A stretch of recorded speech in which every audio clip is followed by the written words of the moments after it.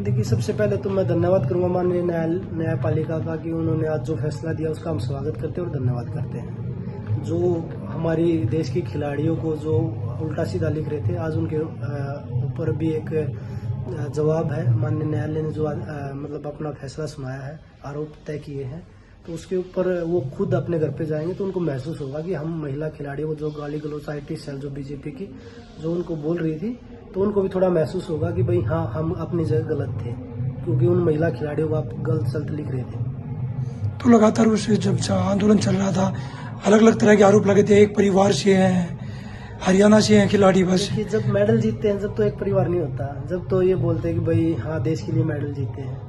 और ये ना तो हमारी गलती कि एक परिवार में इतने खिलाड़ी हैं, और ना उनके पिताजी की गलती कि भाई सभी महिला जो उनकी बेटियां थी उनको सबको रेसलिंग में डाला उन्होंने। तो वो तो देश के लिए मेडल जीत रही हैं। ये मतलब एक परिवार लड़ाई लड़ रहा है, उसमें हिम्मत तो है ना कि वो लड़ाई लड़ रहा है।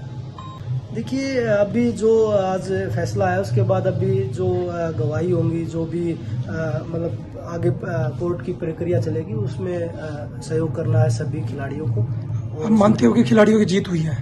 देखिए, जीत अभी मतलब एक स्टेप हम आगे बढ़े हैं, और कोशिश है कि भाई जब तक हमें इसमें इन बहन बेटियों को न्याय नहीं मिल जाता जब तक ये लड़ाई जारी रहेगी। सर, योगेश्वर दत्त लगातार आपके खिलाफ है, वो बयानबाजी करते हुए वो दिखाई दिए।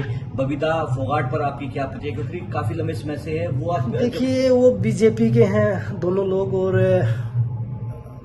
हमारे खिलाफ जो हरियाणा में जो गलत सलत जो भी चीजें फैलाई गई, वो हमारे ओलंपिक मेडलिस्ट योगेश्वर दत्त की वजह से ही फैलाई गई। उन्होंने जो कुछ लोगों को परोसा गया वही मीडिया में दिखाया गया, वही लोगों को गुमराह करने के लिए, क्योंकि रेसलिंग के लोग उनसे भी जुड़े हैं, उनके साथ बीजेपी के साथ है, तो उनके पास ज्यादा पावर थी।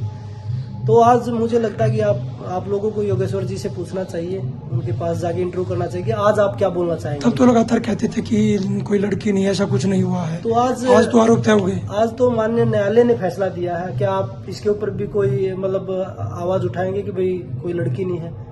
आज तो आरोप तय हुए हैं। ब्रजभूषण शरण भी कहते थे कि अगर कोई एक आरोप सिद्ध करते तो मैं राजनीति भी छोड़ दूंगा। देखो, राजनीति तो बीजेपी शायद मुझे लगता है नहीं छोड़ने देगी उनको, क्योंकि उनके बेटे को टिकट दिया है। शायद ब्रजभूषण को ही देते। अगर एक बीजेपी के 3-4 लीडर हैं अभी जिनकी वीडियो चल रही हैं, शायद ये वीडियो नहीं आती तो महिला खिलाड़ियों के साथ तो जो अत्याचार किया गया है सब पूरे देश ने देखा है। और पहले ब्रजभूषण जी फांसी लगाने के लिए बोल रहे थे, राजनीति से संन्यास लेने के लिए बोल रहे थे, तो अभी सभी आरोप मतलब तय हो गए हैं। तो अब फांसी का फंदा भी है और राजनीति छोड़ने का मौका भी है, तो आप पूरे देश के सामने कबूल कर लीजिए। तो आपसे भी कहते थे कि राजनीतिक दबाव में, किसी के बहकाव में। सर, एक बयान आता था, दबदबा था, दबदबा है, दबदबा रहेगा। उस बयान पर आपकी आज तक प्रतिक्रिया है वो नहीं आई है बजरंग जी? देखिए, दबदबा किसको दिखाना चाहते हैं आप? दबदबा तो न्यायपालिका का है, जिन्होंने आज ये मतलब फैसला सुनाया है। और किसको दबदबा दिखाना चाहते हैं आप? किसके ऊपर दिखाना चाहते हैं? खिलाड़ी देश के लिए खेलते हैं, और आपको उस पद पे इसलिए बिठाया गया था कि आप खिलाड़ियों की मदद कैसे कर सकते हैं। आपको इसलिए नहीं बिठाया गया था आप खिलाड़ियों का शोषण करिए और आप खिलाड़ियों के ऊपर दबदबा बनाइए। तो मुझे नहीं लगता ये आजकल बीजेपी की IT सेल है, हमारी महिला खिलाड़ियों को, चाहे उसमें जंतर मंत्र पे बैठी थी वो है जो खिलाड़ियों के सपोर्ट में बोल रही है उनको, तो वो उनको कभी खालिस्तानी, कभी देशद्रोही, कभी राजनीति से प्रेरित, पता नहीं क्या क्या।